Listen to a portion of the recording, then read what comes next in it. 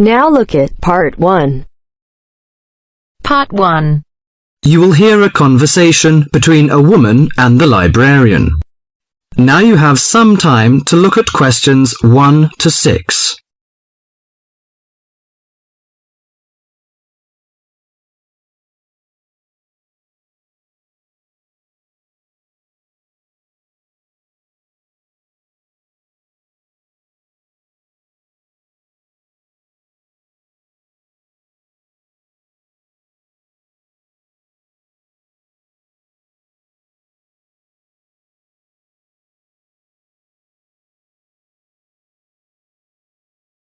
Now listen to the talk and answer the questions 1 to 6. Good morning. Good morning. Can I help you? Yes, I'd like to join the library. We're new to the district, you see. Certainly. Well, all we need is some sort of identification with your name and address on it. Oh dear. We just moved, you see, and everything has my old address. A driving license, perhaps? No, I don't drive. Your husband's would do. Yes, but his license will still have the old address on it. Perhaps you have a letter addressed to you at your new house. No, I'm afraid not. We've only been there a few days, you see, and no one's written to us yet. What about your bank book? That's just the same. Oh dear, and I did want to get some books out this weekend. We're going on holiday to relax after the move, you see, and I wanted to take something with me to read. Well, I'm sorry, but we can't possibly issue tickets without some form of identification. What about your passport? What? Oh yes, how silly of me. I've just got a new one, and it does have our new address. I've just been to book our air ticket, so I have it on me. Well, that's all right. Your ticket will be ready soon. Okay, how many books am I allowed to take out? You can take 4 books out at a time, and you can also get 2 tickets to take out 3 magazines or periodicals. Newspapers, I'm afraid, can't be taken out. Oh, that's fine. Do you have a record library? Some libraries do, I know. Yes, we do. You have to pay a deposit of $5 in case you damage them, but that entitles you to take out 2 records at a time. That's good. Could you show me where your history and biography sections are, please? Yes, just over there to your right. If there's any particular book you want, you can look it up in the catalogue, which you'll find just around the corner. You can also find a touchscreen information service on level 2. Thank you. Oh, and how long am I allowed to keep the books for? Well, the normal loan period is 3 weeks, with 2 weeks extension. Oh dear. We're going away for 4 weeks. Can I renew them now? I'm afraid not. You must do that at the end of 3 weeks. I see. Thank you very much. Before the talk continues, you have some time to look at questions 7 to 10.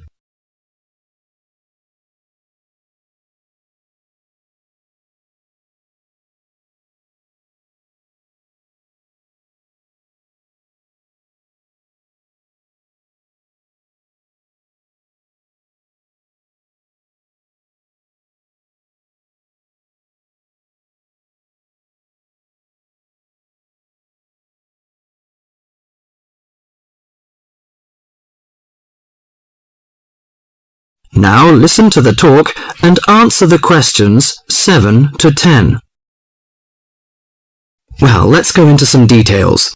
Your name, please, madam? My name is Barbara. The surname is Cooper. It's spelt as Cooper. Fine, and what's your contact number? If we have new books coming, we can contact you in time. Good. You can call me on 723-6518, but it's better after 5 p.m. You know I have to work during the daytime. Do you need the office number? I don't think so. It's enough. Could you tell me the address? I lived in King Road, but of course you need my new address. It's 25 St. Mary Road, Hanwell. That's Hanwell. Is that right? Yes.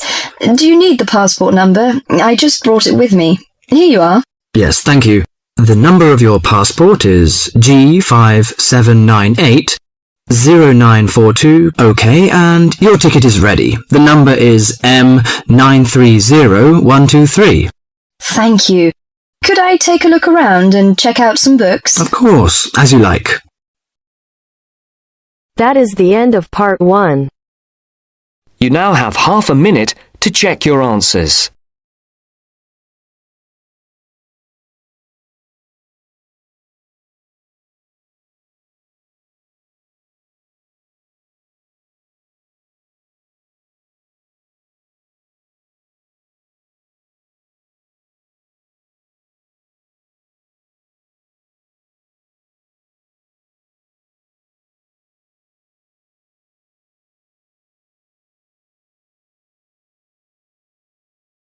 Now turns to part 2. Part 2. You will hear part of a podcast for visitors to the popular holiday region called the Trelaw Valley. First, you have some time to look at questions 11 to 14.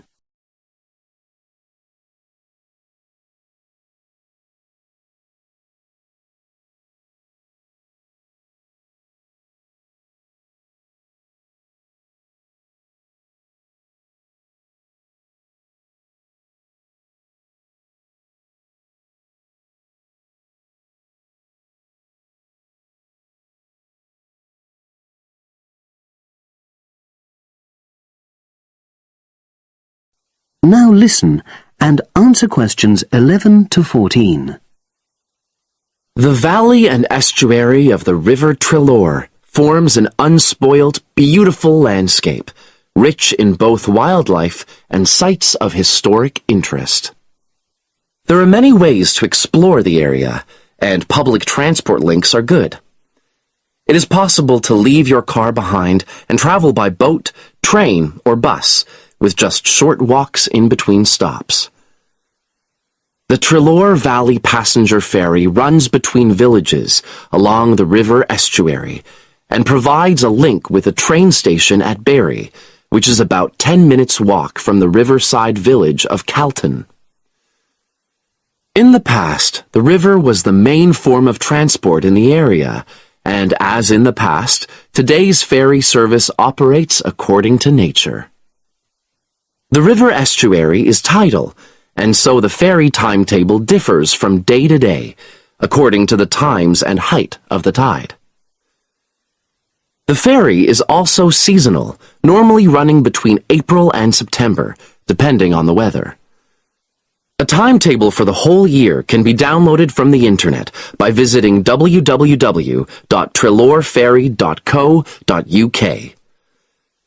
If you just want to sit and relax and enjoy the lovely scenery, you can take a river cruise to Calton and back from the nearby city of Plymouth.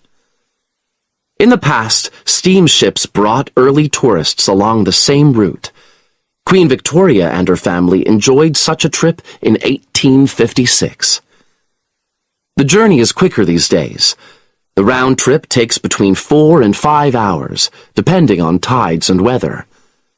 If you prefer, you can travel upriver by boat and return to Plymouth by train. All cruise boats and trains have wheelchair access. For more information and for departure times, ring Plymouth Boat Cruises on 017-528-23104. Trains run several times a day throughout the year between Calton and Plymouth, with various stops in between. They are used by both local commuters and tourists who want to enjoy the beautiful scenery. The highlight of the journey is crossing the river on the stunning viaduct, which was built at the beginning of the 20th century and towers 120 feet over the water. It is unnecessary to book, and tickets can be bought on the train. For information about fares and timetables, contact National Rail Enquiries by phone or online. The bus service in the Trelaw Valley now connects all train stations and villages in the area. Especially for holidaymakers, there's a Rover ticket which can be used at weekends and on national holidays, and allows unlimited journeys on those days. The Rover ticket provides great value for money and is now even cheaper than it was last year. An adult ticket costs £5.50 a day. Senior citizens can travel for £4.50, and a family ticket for up to 5 people costs just £12. Tickets can be bought on the bus. Now you have some time to look at questions 15 to 20.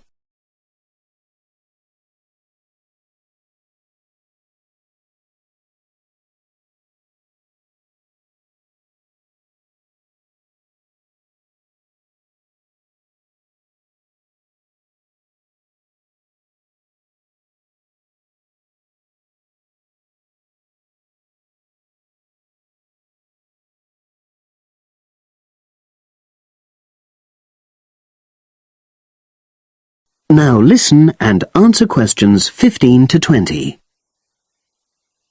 At the center of the Treloar Estuary area is the historic riverside village of Calton.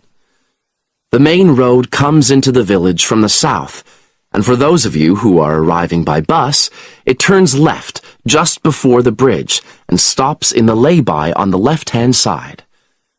From there, it's just a short walk to Calton's various attractions. If you're arriving by car, you have to leave it in the main car park. Go over the bridge and take the first turning on the right. Then go on until you come to the end of that road. It's the only place to park in Calton, but there's no charge.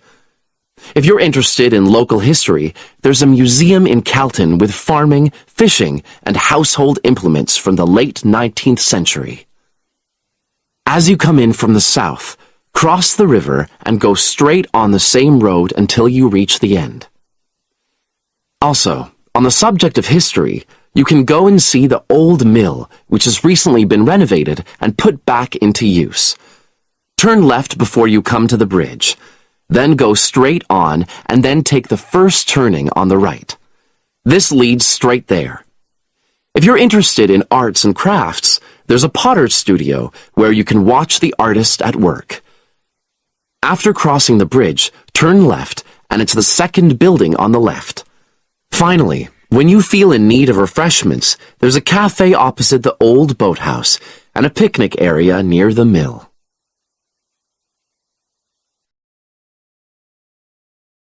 That is the end of part 2. You now have half a minute to check your answers.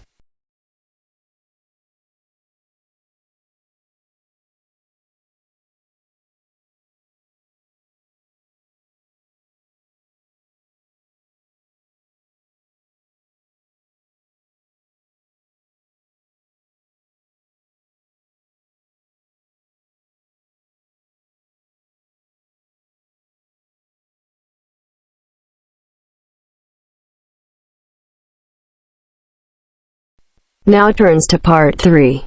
Part 3. Listen to somebody giving a talk about how setting goals can help you achieve more. First, you have some time to look at questions 21 to 24.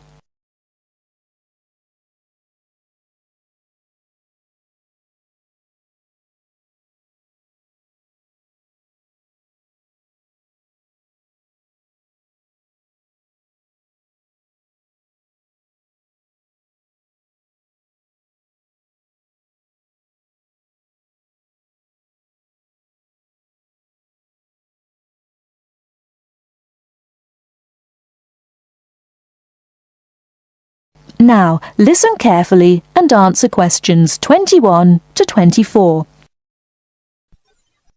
Good evening, everyone. It's good to see that so many people managed to make it. An achievement in itself when I'm sure you're all so busy. This evening, I'm going to talk with you about setting goals and how setting goals can help you understand what you really want to achieve. First, though, I'd like to start by saying what I think achievement actually means. I think some people think it's simply about being successful in a job or making money, but it certainly doesn't have to mean that. Achievement is simply accomplishing goals that you set for yourself, doing what you plan to do. And people might plan to do all sorts of different things. Achievement is about realizing your dreams. I would also like to say that to achieve, you must have belief. Belief that you can do whatever it is you want to do. There is more to achievement than simply wanting to do something. Anyone can say that they want something, but actually getting it is not so easy. To get it, you must believe that it is yours. Not having belief is the main reason that so many people do not achieve. If you really want something, you must talk and act like you already have it. Then you have belief, and then you will achieve. So, goal setting. Goal setting is about imagining the future and then turning the dream into a reality. Setting goals helps you to be clear about what you really want and helps you concentrate on getting what you want. Setting goals will help you see what is stopping you from knowing what's important. And because achieving goals makes you feel good, you will be more confident and succeed more easily. Goal setting is something that all achievers do, whether they are high flyers in business or successful athletes. It is important that you set both long-term and short-term goals.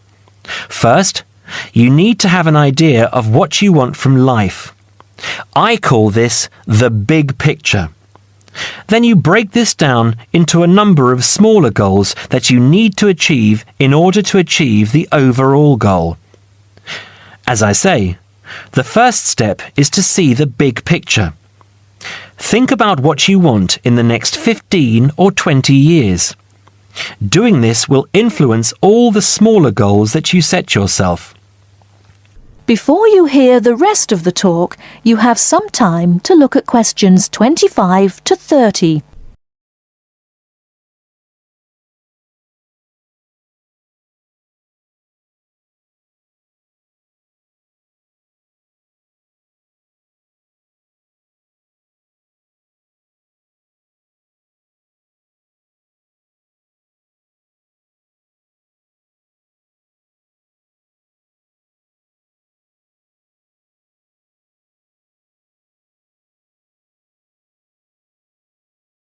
Now listen and answer questions 25 to 30. You need to think carefully about different areas of your life and how they influence each other.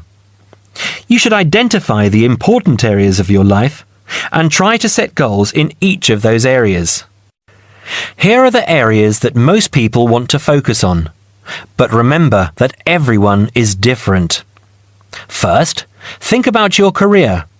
How important is your career to you? Do you want to be a manager or run your own business? Or are you happy working for other people?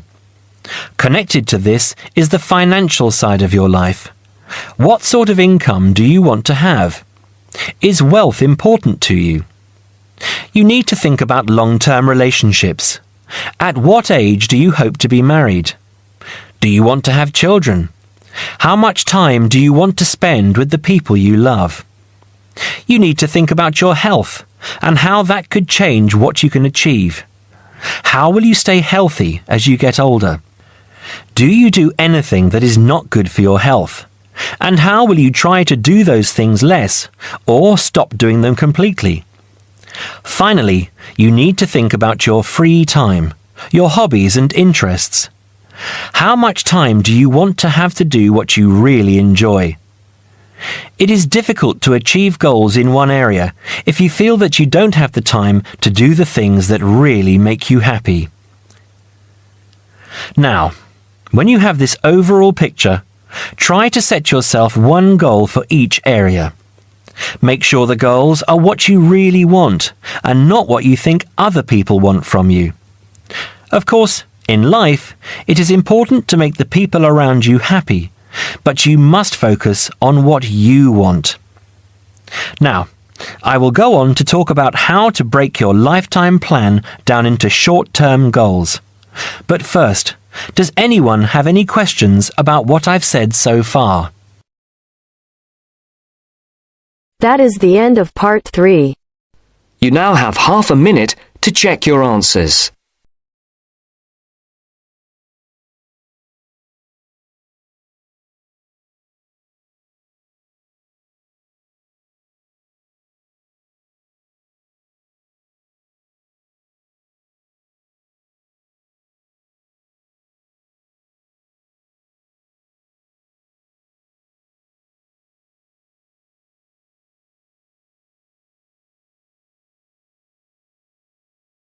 Now turns to part 4. Part 4. You will hear a talk about memory in babies and young children. First, you have some time to look at questions 31 to 40.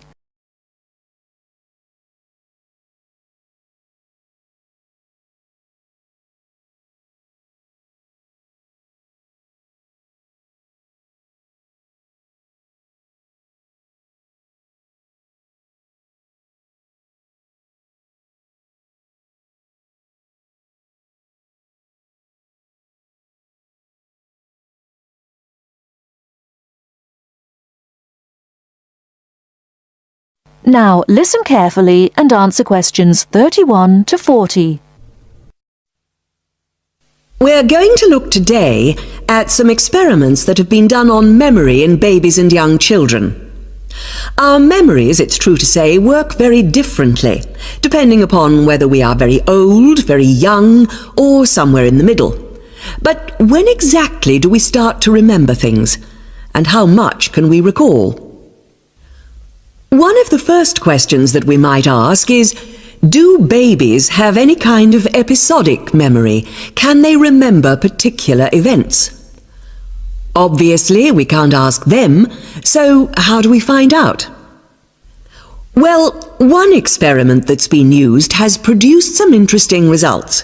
It's quite simple and involves a baby in its cot, a colourful mobile, and a piece of string. It works like this. If you suspend the mobile above the cot and connect the baby's foot to it with the string, the mobile will move every time the baby kicks. Now you can allow time for the baby to learn what happens and enjoy the activity. Then you remove the mobile for a time and reintroduce it sometime from 1 to 14 days later. If you look at this table of results, at the top 2 rows, you can see that what is observed shows that 2-month-old babies can remember the trick for up to 2 days, and 3-month-old babies for up to a fortnight. And although babies trained on one mobile will respond only if you use the familiar mobile, if you train them on a variety of colours and designs, they will happily respond to each one in turn. Now, looking at the 3rd row on the table, you will see that when they learn to speak, babies as young as 21 months demonstrate an ability to remember events which happened several weeks earlier. And by the time they are 2, some children's memories will stretch back over 6 months, though their recall will be random, with little distinction between key events and trivial ones. And very few of these memories, if any, will survive into later life. So, we can conclude from this that even very tiny babies are capable of grasping and remembering a concept. So, how is it that young infants can suddenly remember for a considerably longer period of time? Well, one theory accounting for all of this, and this relates to the next question we might ask, is that memory develops with language. Very young children with limited vocabularies are not good at organizing their thoughts. Though they may be capable of storing memories, do they have the ability to retrieve them? One expert has suggested an analogy with books on a library shelf. With infants, he says, it's as if early books are hard to find because they were acquired before the cataloguing system was developed. But even older children forget far more quickly than adults do. In another experiment, several 6-year-olds, 9-year-olds and adults were shown a staged incident. In other words, they all watched what they thought was a natural sequence of events. The incident went like this. A lecture, which they were listening to, was suddenly interrupted by something accidentally overturning. In this case, it was a slide projector. To add a third stage, and make the recall more demanding, this accident was then followed by an argument. In a memory test the following day, the adults and the 9-year-olds scored an average 70%, and the 6-year-olds did only slightly worse. In a retest 5 months later, the pattern was very different. The adults' memory recall hadn't changed, but the 9-year-olds had slipped to less than 60%, and the 6-year-olds could manage little better than 40% recall.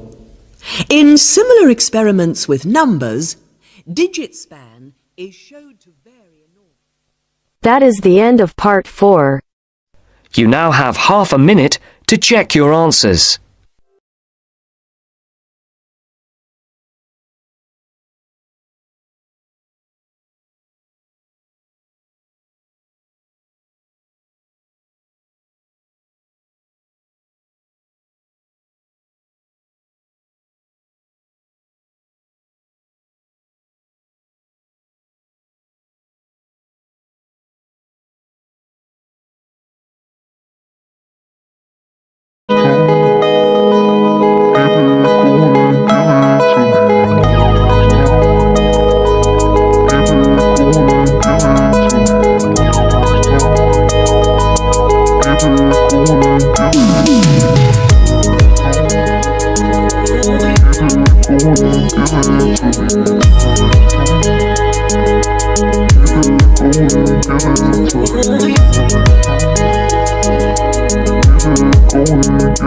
Give it to me.